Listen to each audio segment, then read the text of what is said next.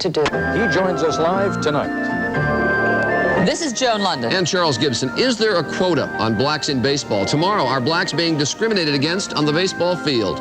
And music superstar Smokey Robinson. Tomorrow on Good Morning America.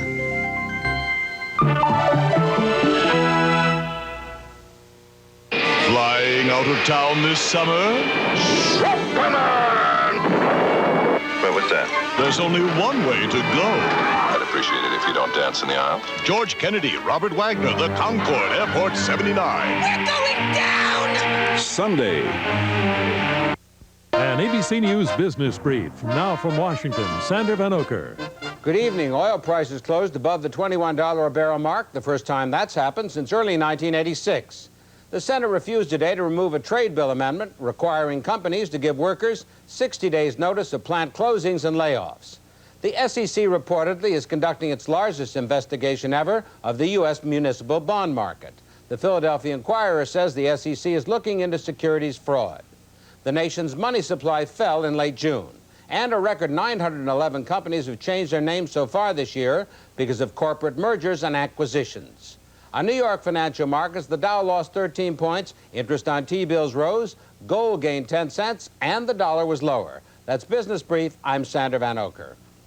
You don't have Pepsi? You know it don't come easy. No Coke, huh? It don't come easy. Could I get more ice, please? When getting a little thing like a soft drink starts getting hard, You call this a large? come to 7-Eleven, where you'll always get your favorite soft drink fixed by someone who knows just how you like it. You. Now that's what I call a large. Today's 7-Eleven, where the good things come easy. Good morning. Burger King presents Breakfast to Go. Yeah, to go. Croissantwich to go. French toast sticks to go. Breakfast to go. Burger King, the best food for fast times. Honey, look, I'm sorry about the Shamatov. I thought that you liked the strawberry and cream best, so I figured it'd be all right if I ate the last raspberry and cream. With chocolate? Yeah, with chocolate. Shamatov, the super premium bar. A new collection of Weigel Wieners at 10.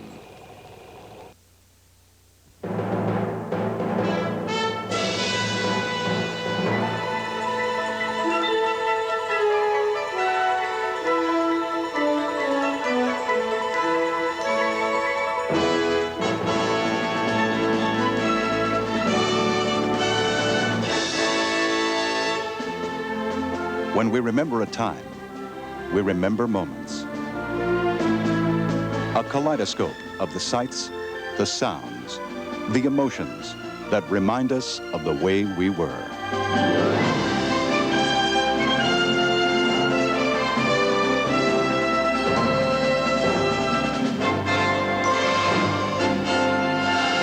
Our world. It's about time. Tonight, Liberation Summer, 1944. Here are Linda Ellerby and Ray Gandolf. For the next hour, think of your television set as a time machine. Destination, occupied Paris. Obstacle, the Germans. Welcome to the summer of 1944. It's an exciting time. At the front and on the home front, there's a feeling that this summer will be the last summer of war. And soon the phrase, "An American in Paris," will be more than a Gershwin title. Sure, Paris is a long, dangerous way from Normandy Beach, but when we say we're all in this together, we don't mean in spirit only. So let the journey begin. 80 days elapsed from D-Day to the day Charles de Gaulle marched down the Champs-Élysées in a free Paris. 80 days in which the course of the war in Europe changed when the Allies tore away pieces of the French countryside from the Nazi claw and returned them to their rightful owner. But we're not going to talk much about the fighting men tonight. This is the story of their support troops, the non-combatants, the men and women who went to war carrying typewriters and cameras, donuts and coffee, cracking a joke and singing a song.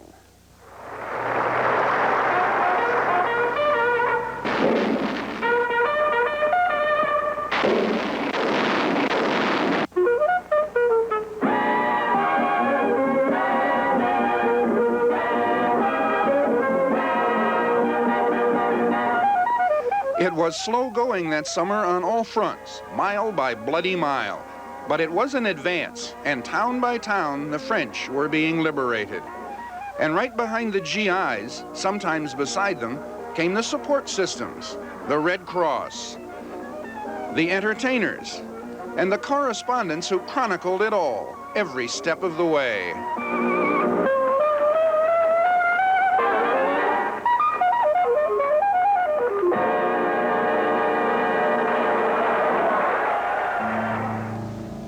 They started on D-Day, the 6th of June.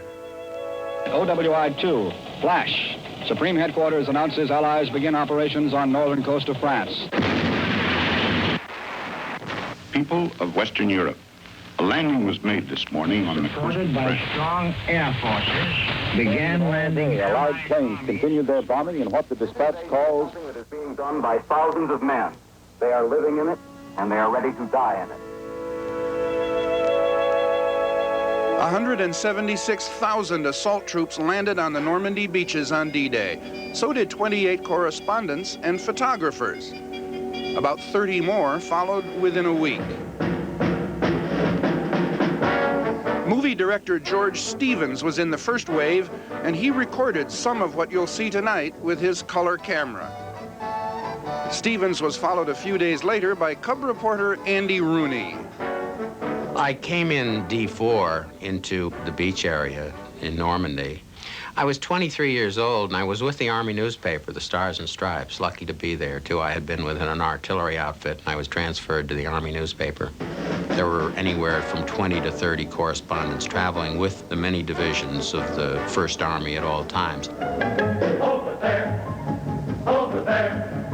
send the word, over there. And they had facilities for us. We would take over a chateau, and 3 or 4 enlisted men would fix it up, and we would use the dining room and other rooms as a press room. And we, as correspondents, lived in the tents on the way to Paris. And we won't come back till it's over there. The good ones told us what happened and how and why. Columnist Ernie Pyle, Charles Collingwood of CBS, A.J. Liebling of The New Yorker. Jack Lieb, a cameraman for News of the Day, took home movies of the press entourage. They have never been shown on television before. Lieb and his fellow newsreel cameramen shot the war the way it was. By the time their footage got to your local movie house, it was heavily edited and dressed with celestial narration. At exactly noon, in observance of July 4th, America's Independence Day, every United States gun in Normandy will send a shell crashing into the enemy.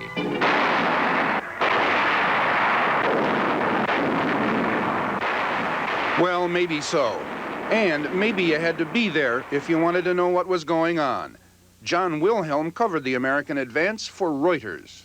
The Army would come in and set up a regular mess and a motor pool, so we'd have vehicles and gasoline to get about. We were allowed to go just about anywhere we wished. We'd take our vehicle and go.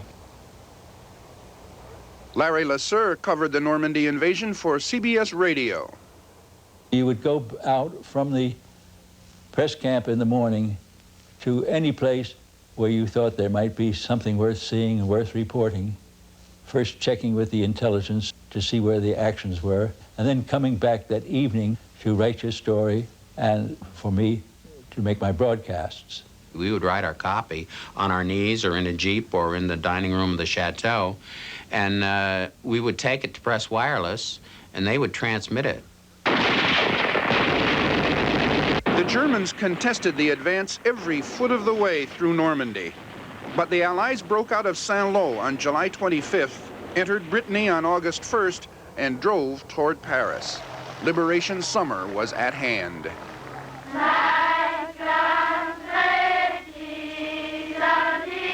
There was no shortage of stories along the way. German soldiers who were now German prisoners of war. A good story. French people who were now free French people. A better story.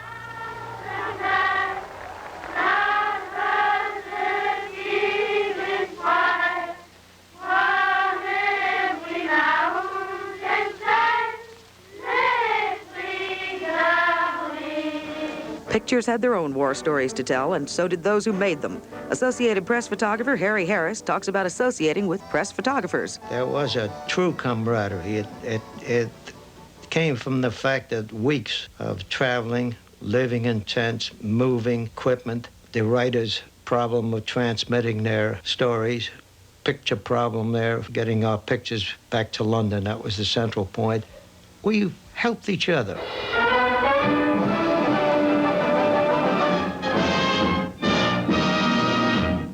Puffs of heavy flak, each a sign of potential death. We dropped bombs from the sky to clear a path for those on the ground. Reporters watched the bombs fall from front row seats, and what they saw, they wrote, and what they wrote, we read.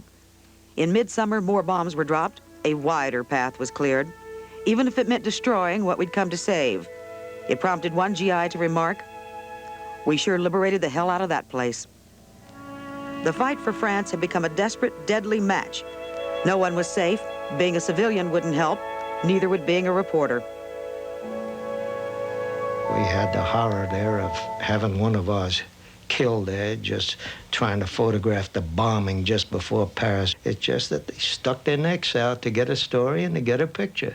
We had about 18 casualties among the correspondents until we got to the outskirts of Paris. And then we were sobered up particularly by the fact that one of the men we were very fond of was named Bill Stringer. He was an American who worked for Reuters. And he had just simply gone out on one of these Jeep trips I'm telling about, and he ran into a German ambush, and a shell, a cannon shell, went through their windshield and right through Bill's chest. It was easier to smile if you kept your mind on other things, like Paris. The last time I saw Paris, her heart was warm and gay. But if some of these soldiers would never see Paris, it was because soldiers were out front. Following the leader was more restful, as is revealed here by Jack Lieb's camera and the gentleman of the press. Bob Capa, photographer for life, temporarily among the tourists. Ernest Hemingway, temporarily among the war correspondents, drinker for life. The medieval town of Rambouillet. Paris is only 30 miles away now and will soon be liberated, but not by Americans. A French tank division under the command of General Jacques Leclerc will lead that parade. Paris was a major goal, more for public relations reasons than for tactical reasons. It meant more for the American public back home. When we took Paris, there was some feeling that we were winning the war. But the French weren't going to Paris to cheer up the American public. The French were going home, no matter what. No matter how they changed her, I remember her that way. The last time I saw Paris was in March of this year. It remains much the same as it was in the summer of 1944, much the same as it was when the Bastille fell almost 2 centuries ago. It's so beautiful it makes you gasp. We almost lost Paris in the summer of '44. The barbarians almost destroyed it, but it survived intact. Come back to Liberation Summer, when American entertainers took some of the hurt out of the painful road to Paris. Mr. Shane, please let me explain. Mr. Shane means you're grand. If you can boil water, great eating's in the bag. Introducing Uncle Ben's Great Rice in a Boiling Bag. Separate fluffy rice in 10 minutes. No measuring, no mess. Uncle Ben's, single or family size. It really does make a difference. It's very important to our family that Charlie gets what he likes, because we think he's pretty special. He likes Cal-Can, and he's proven that again and again. Never missed a lick of his Cal-Can. He chose Cal-Can all by himself. See if your cat prefers Cal-Can. This innocuous little device is a noise meter. All right, check the level. You ready for test? AT&T developed noise meters to measure the background noise of their long-distance calls. And this is their score. What's the score of a fiber optic line being built by U.S. Sprint? Go. Twice as quiet. Call now and save with U.S. Sprint. Why pay more for more noise when you can pay less for less? Now the multitudes of pests that can invade your home face a single brand of protection. Ortho, the #1 name in outdoor pest control. Indoors as well as out, you're better off with Ortho. The cockroach has met its match. Long-lasting Ortho Home Pest Insect Control kills on contact and keeps on working for up to 6 weeks, killing roaches, spiders, ants, and fleas. Ortho Home Pest Insect Control, now with a $2 rebate. We will move ya, we will move ya. Carry on, carry on. We will move ya, we will move ya. Carry on and on. Filled with hopes, filled with dreams, from the mountains to the streams. Carry on. Only Ford has wagons like these. Now during the Ford Wagon Leadership Celebration, get special low financing or cash back on Taurus and Escort wagon. Friday, feeling a little anxious? He is a walking time bomb. Hey, mellow out the sledgehammer way. Then who's going to tell Kevin about the birds and bees? Not now, Kevin. I have a headache. Meet Mr. Belvedere right after Sledgehammer. Tomorrow. Welcome back to Liberation Summer, 1944. On the home front, we collected scrap metal, rubber, paper, anything that we were told might help shorten the war by a week or a day. We saved everything from bacon grease used to make ammunition to the tinfoil in a pack of cigarettes. I don't know what General Eisenhower thought about tinfoil and bacon grease, but he knew the value of morale. He saw to it that entertainers were sent to France as soon after D-Day as possible. Movies were called 2-hour furloughs, and combat zones were getting 3 movies a week. The first one to reach France was CoverGirl. The show we show is different because we don't depend on this, nor this for applause. Movies kept up with the front lines to keep up morale. You fought Nazis, then looked at Rita Hayworth and listened to Gene Kelly. Just one look and then I knew that all I longed for long ago was you. Not all entertainment was great, but all entertainment was welcome. General Eisenhower had asked for volunteers, singers, dancers, accordion players, comics. The house was never fancy, but the house was always full, and the show always went on. Last night I had my first big argument with my wife. You know what kills me? She's always running to beauty parlors. So it really burns me. Isn't it silly? She's going to one place now that promises her that after 10 treatments she's going to look like Betty Grable. Maybe they're right. So far she's only taken 5 treatments. Already she looks like Harry James. Jan Murray and the USO hit the beach in July. Another surprise attack. No one expected us. I mean, they couldn't have picked up a phone and say, hey, actors are coming, meet them at the dock. No dock, nothing. You know, we landed right on Omaha Beach where the invasion had taken place a few weeks before. And these thousands of people, it seemed like millions, like ants, running, unloading the boats, doing double takes, staring at us. Who are these clowns? And we're standing there until somebody from Special Services finally came over and took us in tow. At the times of the show, at those moments, at that time, there was no essence of fear or anything. You take American kids off the farms, off the big cities, and you suddenly throw them into a war zone. It's a frightening, you know, appalling thing. And to elicit laughter for that hour, make them forget. And they were raucous. They'd laugh beyond normal laughter because the release was so great. So, and that filled my life. If the dog face was on the road to Paris that summer, the famous face was too. And a famous face was a small, familiar piece of home. This face belongs to Dinah Shore. She took it to France. It wasn't all she brought. I was just there, and I wanted to sing, and I loved to sing, and I wanted to hit as many of the people as I could. Looking at the moon, but I'll be seeing you.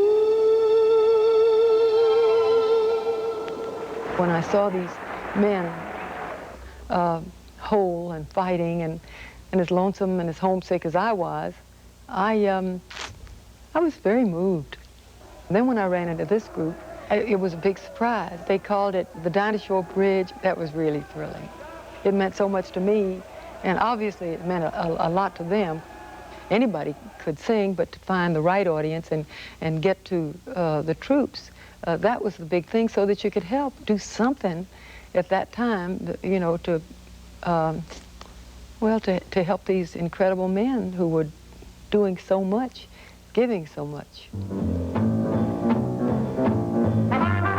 Dinah Shore couldn't get to every overseas outfit, but her records could, courtesy of Armed Forces Radio Service. AFRS provided a continuous outpouring of news and sports and variety shows, and above all, music. This is your American Expeditionary Station, a radio service for American fighting men and their allies. Armed Forces Radio was a unifying force. One program fits all. Eddie Lawrence was a disc jockey and host of a variety show.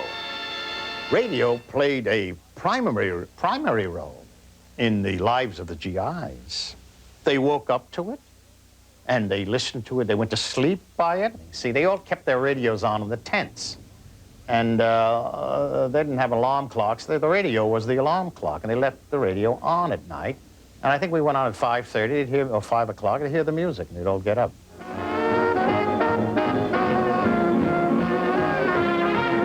For GIs in combat, the radio did more than entertain. It made the load a little lighter. And when you were listening to Tommy Dorsey, you weren't thinking about your own mortality. We tried to do something good, worthwhile, and we had the freedom to do it. All you did was tell them who you wanted, and they said, oh, yes, Molly Dietrich, she'll be over at 8:30. Hello, boys. I want to say that sharing this entertainment with you today is to me more important than doing the entertaining. If morale is kept as high, such as I've seen during my visit here, I'm certain that we can look forward to a speedy victory. Goodbye, good luck, Godspeed. These men are going out to the front lines and everything. And it was kind of tough to do comedy for them, but they loved it. And then we'd all get back, checked in at the radio station. Then we'd play these V-discs. V-discs were recorded transcriptions of radio shows from the States. Some were filmed, and every week a new batch was sent overseas. GI Journal. It's the GI Journal. Mail call from the United States of America. Mother says it's in the groove. Daddy says it's hot. Backwards, it spells Elabooze. Now, brethren, what have you got? You've got Jubilee! Here's one of your all-time sweethearts. Another command performance for that lovely sweater girl, Judy Garland.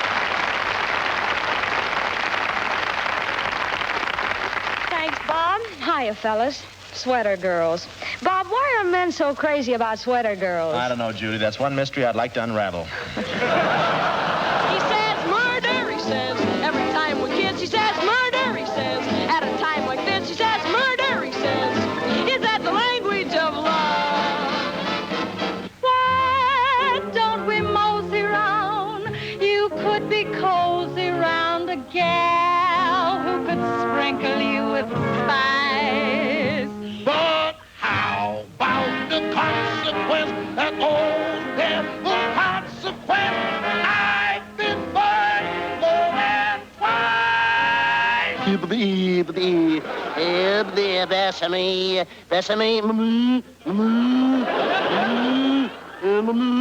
Hey, what am I going to get, a kiss or a quart of milk? Thanks from America to all our men in blue, our boys in khaki too, our tough Marines, our Coast Guard, our Army nurses true. We thank you so much. Fellas, this doesn't rhyme, but one of these days soon we'll be seeing you. Bob Hope kept that promise again and again and again. Went to England and Africa and down the South Pacific and all over the place. And the audience was so sensational. And I said, how long has this been going on? just want you boys to see what you're fighting for, that's all. When I think back, we had to stop at a little place to fuel up. There were 3 men on duty, and the night shift, where they were sleeping.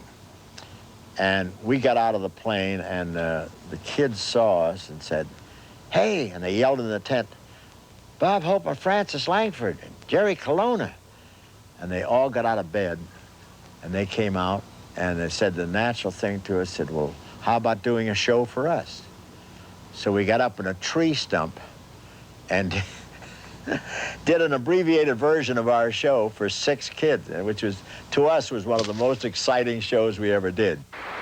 3 other superstars who would go anywhere, anytime, to hospitals and war zones were Patty, Maxine, and Laverne, the Andrews sisters. Well, all right then. Dig, dig, dig. Well, all right. Well, all right. Chop, chop, chop. Well, all right. Well, all right. Hi, hi, hi. Well, all right. Well, all right. Well, all right. Well, all right. Hold tight. Hold tight. Hold tight. Hold tight. Sack-a-sack-a. Want some seafood, mama? For Maxine Andrews, close harmony included the audience.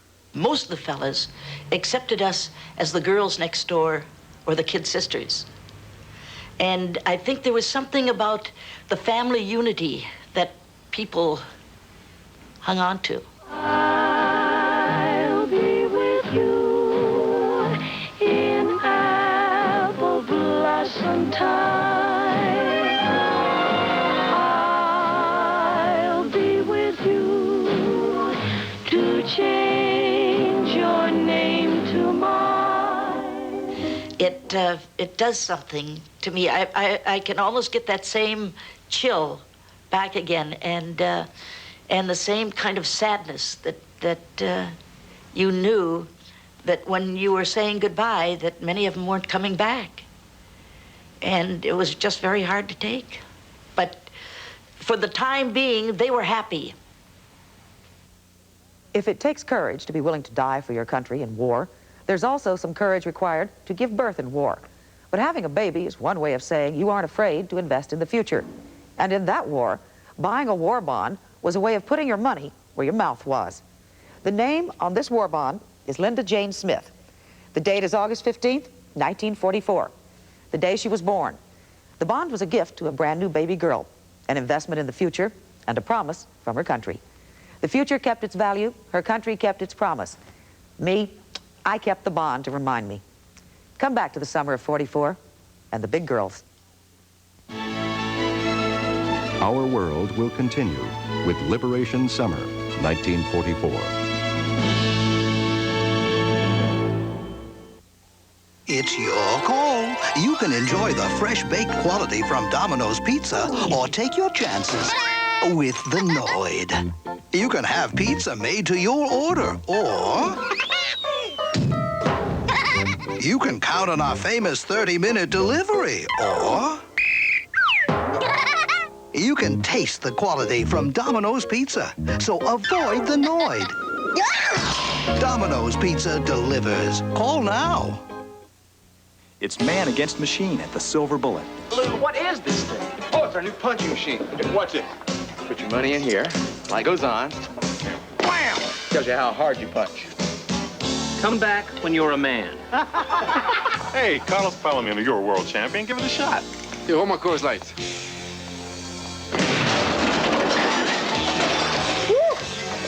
What does it say? No mas, no mas. There's no slowing down with the Silver Bullet tonight. Everyone knows the quality built into Japanese cars, but of all these manufacturers, only one was named #1, Nissan. Named in the J.D. Power 1987 New Car Survey as the #1 Japanese manufacturer in quality. Fewer headaches, fewer problems. So when you buy the Nissan name, you know you're buying quality. The quality cars of Nissan. Nothing takes the place of driving the best. We make you feel like driving, and the name is Nissan. Every day at 7 a.m., over 6 million people wake up ready to battle plaque, armed with Listerine. Listerine reduces plaque by up to 50% over brushing alone. For better oral hygiene, fight the battle against plaque and bad breath with Listerine. When the burning, itching, and soreness of hemorrhoids flare up, Tux medicated pads give you soothing, cooling relief on contact. For hemorrhoid flare-up, get Tux from Park Davis.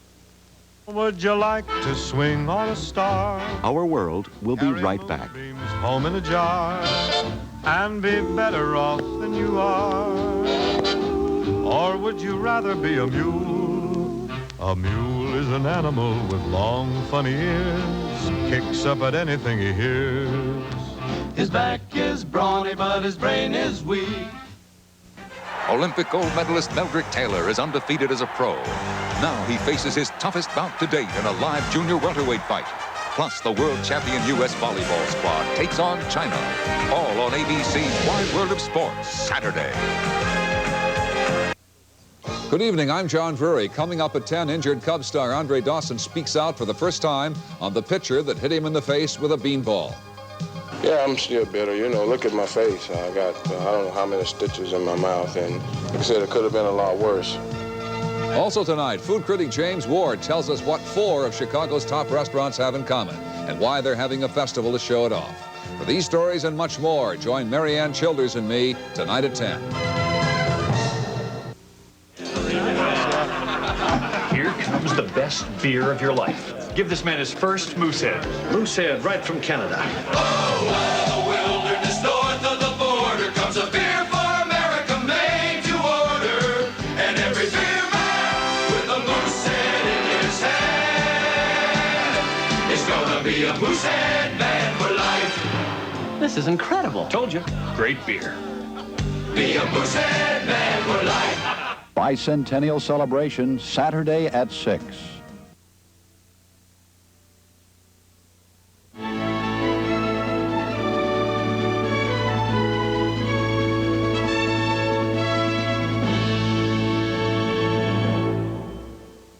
Welcome back to the summer of 1944. There's victory in the air. The liberation of Paris is just around the corner. Meanwhile, over here and over there, Americans continue living in the intense, skewed reality of wartime, where yesterday is always long ago, tomorrow is always far away, and everything in life is bigger than life. The biggest morale boost, of course, for GIs overseas was mail. V-mail was an ingenious device. You wrote your letter on a special form, which was censored, then shrunk onto 16-millimeter film. One roll of film could hold 1,600 one-page letters. Another big morale builder was the pinup girl. You might carry into battle a snapshot of Mom or the girl you left behind, but the girl on the barracks wall was Betty Grable or Rita Hayworth or Esquire magazine's monthly contribution, the Varga Girl. The pinup girl. The French postcard brought her to America. The U.S. Army took her back to France, but only to visit. She'd become a real Yankee Doodle dandy. She's the girl they pin up in the barracks. She's the girl they pin up on the wall. Good night, Janie. Good night, Joe. Sweet dreams.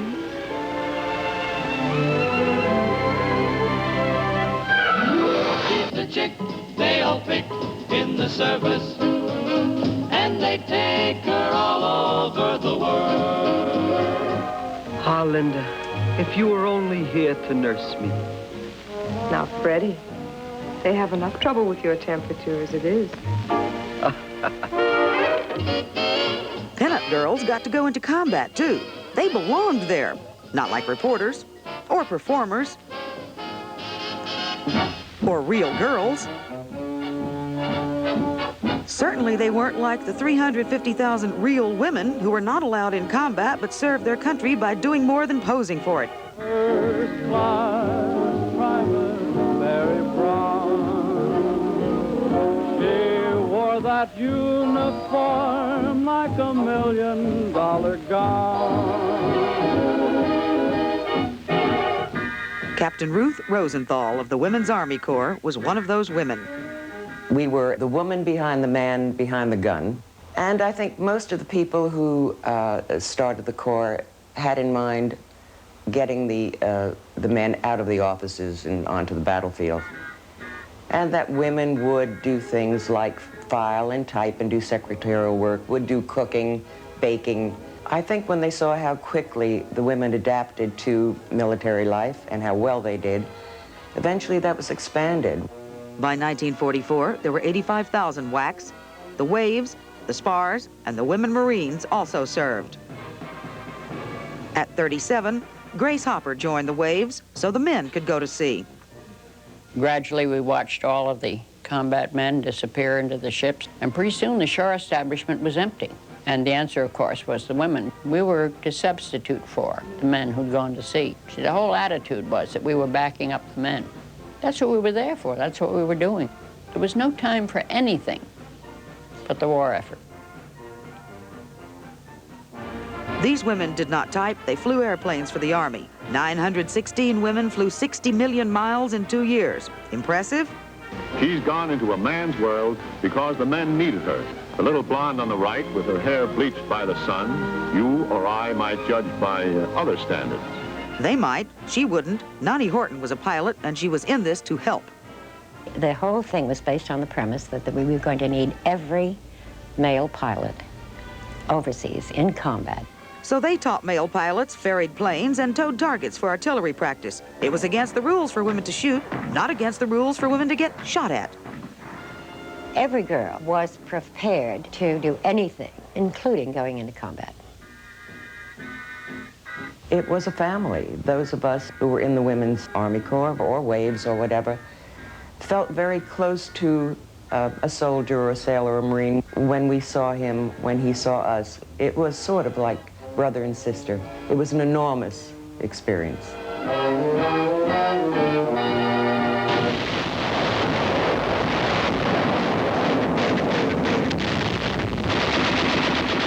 I just remember D-Day so clearly because that was the turning point. That was the light at the end of the tunnel. But the tunnel was long, the light was faint, and it would take more than a year to reach it. Normandy was not Nebraska. But the women of the Red Cross tried to make it as much like Nebraska as they could. They were indeed behind the man behind the gun, right behind him. Their clubmobiles brought coffee, donuts, and a kind word right up to the front lines.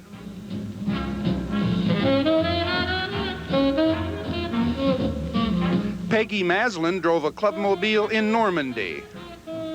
The soldiers were never expecting us, and so they were always dumbfounded to find out even that we spoke English. We would serve the hot coffee very often. They hadn't had any in a long time.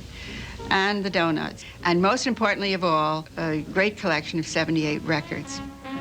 They were all civilians, all volunteers, and they had to be cheerful in the face of death. Whistle past the graveyard. A soldier can't feel sorry for himself. And they were all standing around in rows very dejectedly because there was shelling across the river, and it was a nervous time for this infantry group. But we opened up the clubmobile and we served the hot coffee and the donuts. We were playing the 1 o'clock jump, and they were all shouting and hollering and had all left a lot of souvenirs with us, saying things like, maybe we won't be needing these anymore. And I suspect as they marched off, a lot of them didn't need them anymore. And that's pretty heart-wrenching. You had to keep in mind all the time that you were being cheerful and bright and not looking at what might be happening ahead. This was what was happening ahead. Nearly 16,000 Americans were killed or wounded in the first 11 days of the Normandy invasion.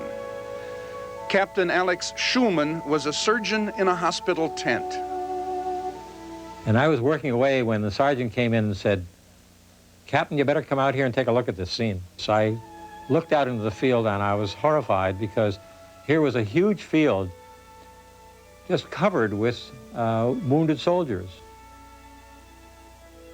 It reminded me of a scene from Gone with the Wind. It looked just like a Civil War battlefield scene. We went back in and I said to the sergeant, "Get me about 25 syringes and about 25 vials of morphine. We're going out for a little walk." I have felt since coming home that the American public really never understood the war. You can see all the pictures of buildings broken down. You can see pictures of refugees filling up the highways. But you can't really get an impression of the war until you've smelled it. And that you don't see on TV. If we'd stop and stand there a minute to think where we were and what we were doing, it didn't really seem real at all. I'm glad I did it, and I think we all were. Now, folks, especially for the 2nd Motor Transport Battalion and the men at APO 986, Georgia sings this beautiful song. I'll be around no matter how you treat me now. I'll be around from now on.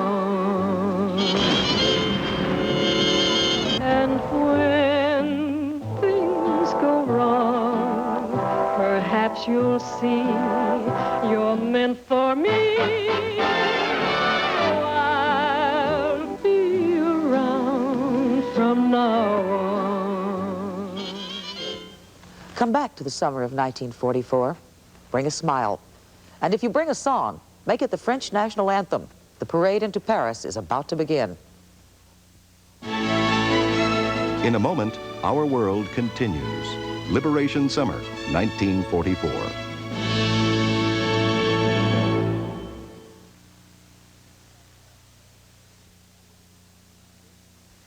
Would you rather have hamburger A, a Wendy's hamburger served fresh, or hamburger B, where there's a cold side and a hot side? And the cold side's kept cold by putting it under a heating unit. Oh, wait a minute. There's a cold side, and they put it under a heating unit, put the heating unit here, and the cold side stays cold. Okay, that much we know. Are you making this up? See, no. Okay, this is a hamburger. Wouldn't you choose the fresh hamburger? Choose Wendy's. These days, people talk a lot about truth in labeling. At Budweiser, we started our own truth in labeling program over 100 years ago. And what was true 100 years ago is still true today.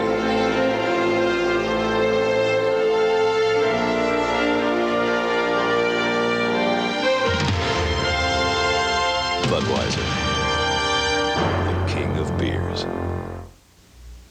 This shine can't be beat.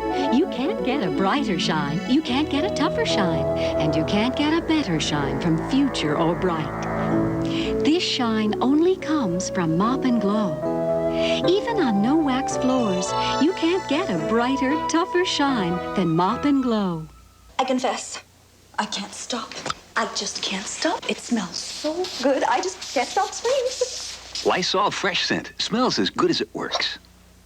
Coming this weekend to ABC. Nice to have met you, Mr. Bond. The best Bond is back in Thunderball. Sean Connery returns with a license to thrill. Oh. Hello.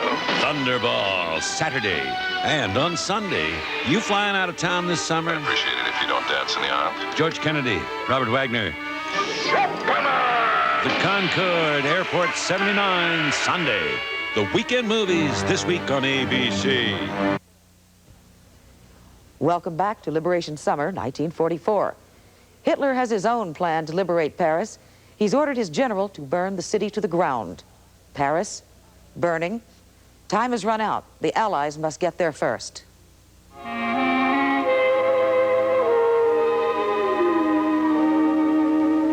Quand il me prend dans ses bras, qu'il me parle tout bas, je vois la vie en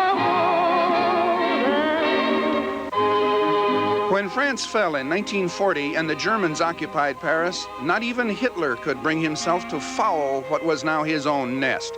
But as the war turned against him, he changed. Paris, he ordered, must not fall into the hands of the enemy except as a field of ruins.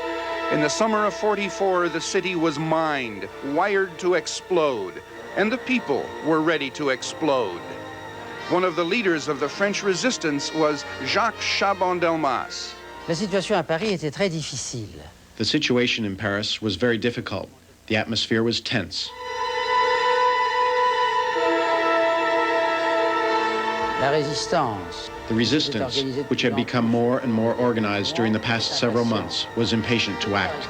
All those working with the resistance had only one word on their minds: uprising.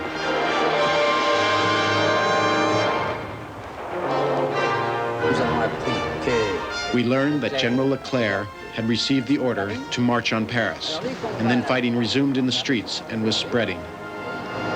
We lost nearly 1,000 resistance fighters. Including civilians, nearly 5,000 French were killed or wounded in a week of vicious street fighting.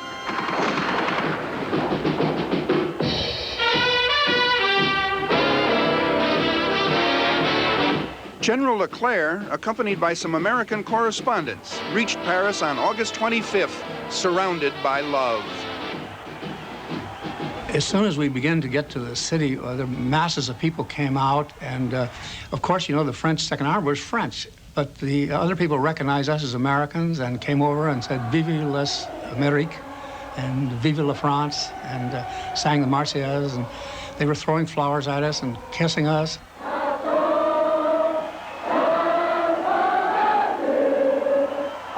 Young, old, everybody just absolutely overwhelmed by the fact that they were looking at the end of the war for them. And they just despised the fact, the German occupation. And they just couldn't believe that they were looking at Americans. One who did believe was 23-year-old Ira Bergeron. When I saw the first American, I'll never forget. I mean, we really went berserk.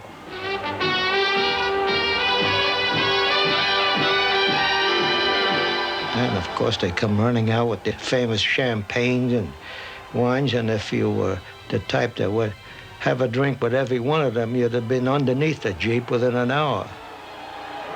The feeling of joy is the one that really... I've never seen soldiers kiss so much all over, you know?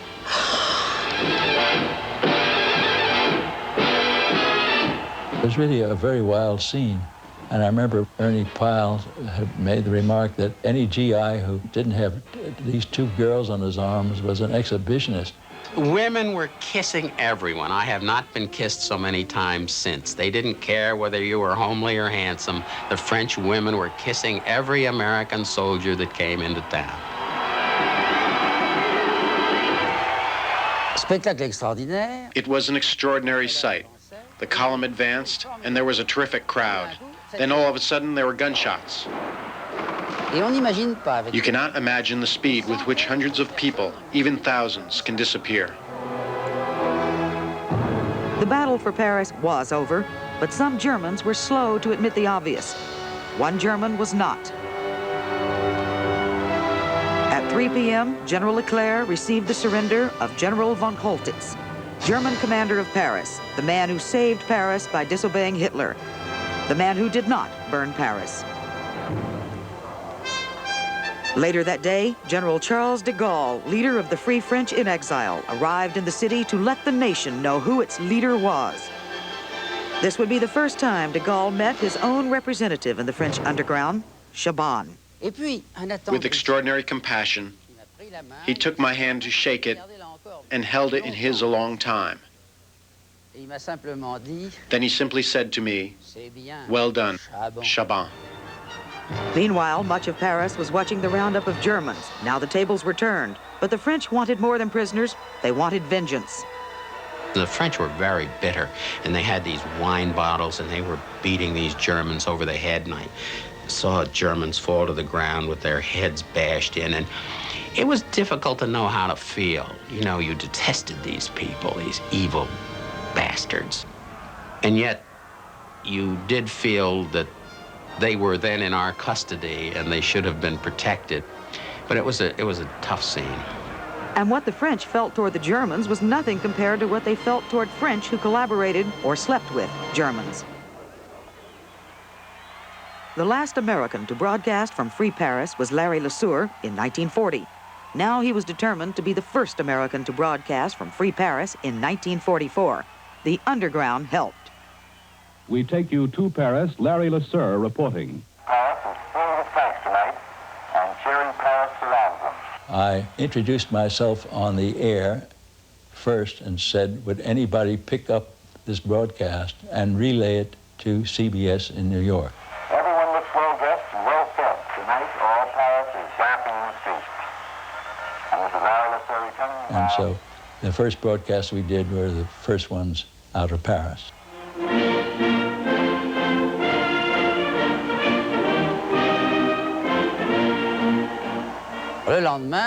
The next day, there was an enormous parade, and I was among the officers who marched. It was such a marvelous sight. General de Gaulle came and made the Grand March, and no one marched better than de Gaulle. That afternoon, at the Cathedral of Notre Dame, General de Gaulle would show that he could stand as well as he could march. Suddenly, sniper fire broke out from all over. Everybody took for cover. People were fleeing in all directions, but we have a strong memory of General de Gaulle just standing up straight and not being fazed a bit by this.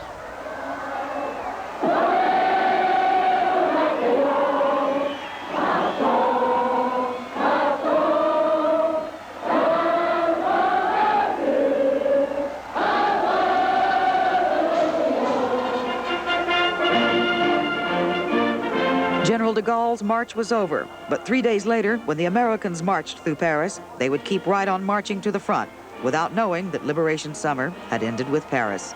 It is a sad thing about war, how interesting it is for the people who are in one. If you are not killed, war is the greatest experience of a lifetime because you are living life to the fullest. All of us live our lives at half speed.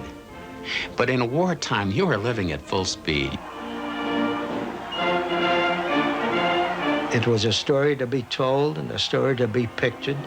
And as correspondents, I think all of us have a little bit of pride in the fact when we think back of what we did. And it was a small contribution to the knowledge people have of what war is.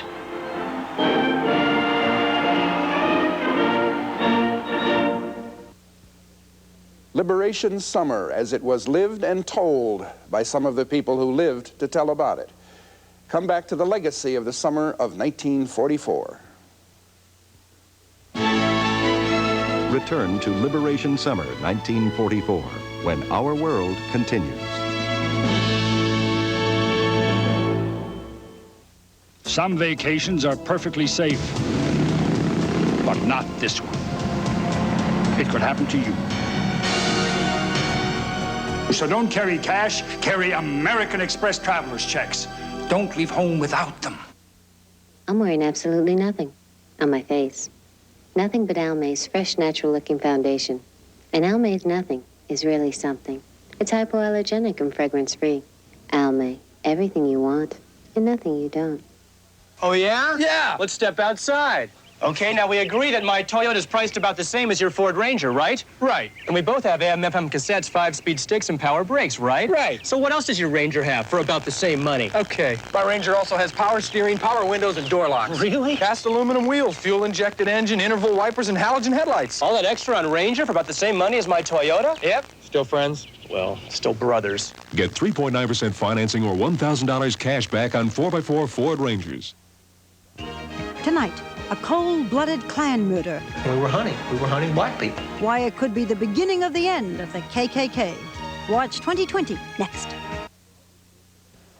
Welcome back to Our World and updates on some of the witnesses to the liberation of Paris. Cameraman Jack Lieb, who died in 1978, made his witness a few days after the liberation on film. The last time I saw Paris,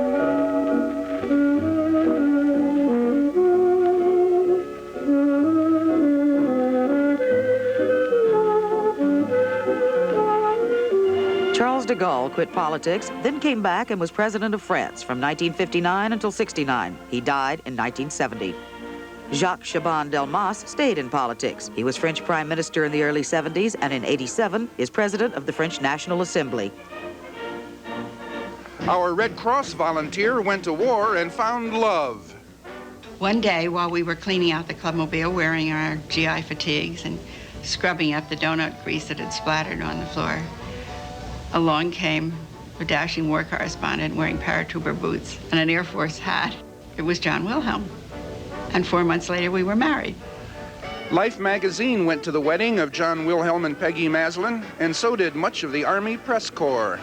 So Peggy was kissed by a couple dozen war correspondents.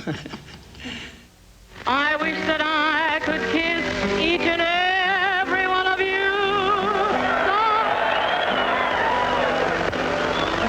You want to get us trampled to death so you can? In March of '87, some old jokes and entertainers got together to celebrate the 45th anniversary of Armed Forces Radio. And what a ball we had, and what a lot of good we did for the kids around the world. It was just sensational.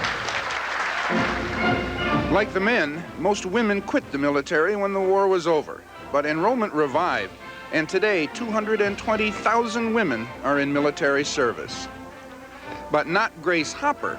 Rear Admiral Hopper retired last year at 79 with the Distinguished Service Medal. There would be other wars to cover, but covering them would never be the same. I have had an experience in my lifetime. I think of my son, who was a journalist, and he's never going to have it. In Vietnam, the story was more complicated, and this time the government was less cooperative when the news wasn't good. And this time television showed us the bloody face of war in living and dying color, right in our homes, every night. And this time, we weren't all in this together. Covering a war changed because war changed.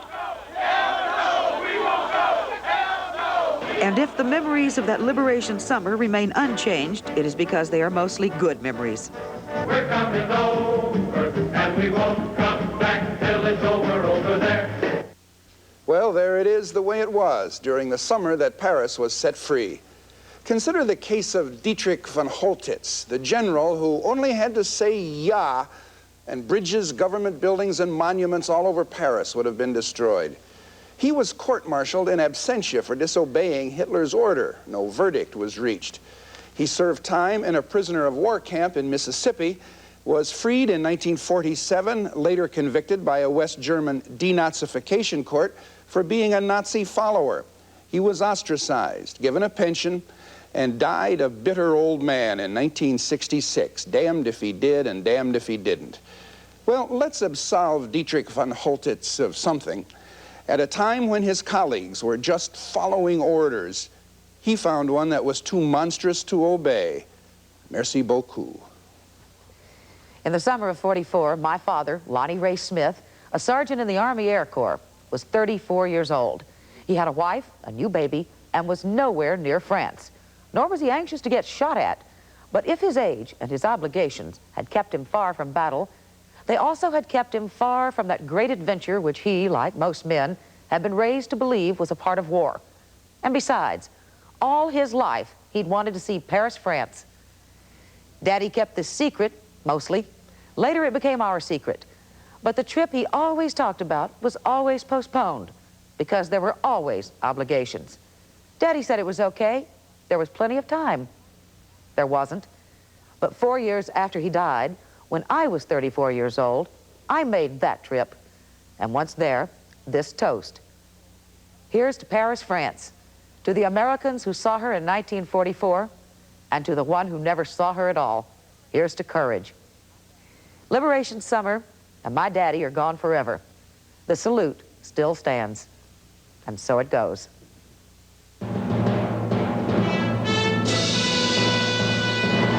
Also in the summer of 1944, the Army and Marines captured the island of Saipan after a 25-day battle that took 3,500 American lives, 25,000 Japanese.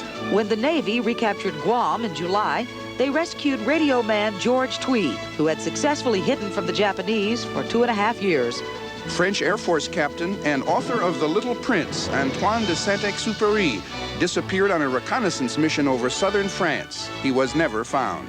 President Roosevelt signed into law the GI Bill of Rights. In Seal Harbor, Maine, the 80-acre estate of the late Edsel Ford was put on the market, price tag $95,000. In the comics, Skeezix married Nina, his boyhood sweetheart, at a ceremony in Gasoline Alley.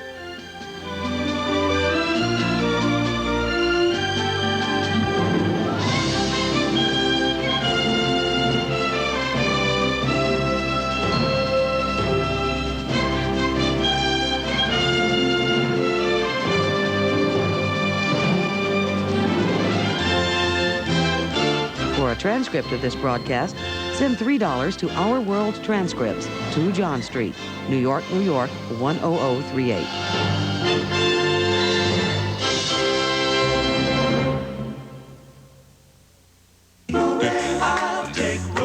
Cause it's essential, it's the quintessential element, L-O-V-E, and not ready for me, cause I live inside of my fantasy. Romance, I know it sounds old-fashioned, but the fashion is a passion with me. By chance, I'm falling in love, I love the feeling passionately. Wow.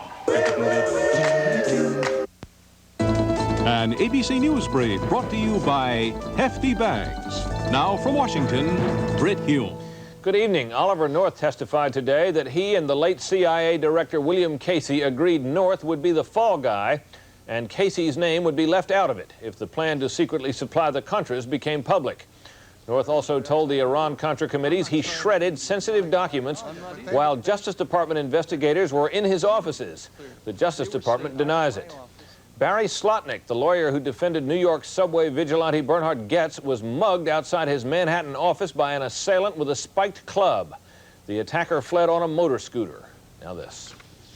The Cinchels were in some mess till they got a cinch sack. Hefty, hefty cinch sack. It's a cinch to close, said Sarah. A cinch to lift, said Sid. And a cinch to carry, said Sis. Hefty, hefty cinch sack.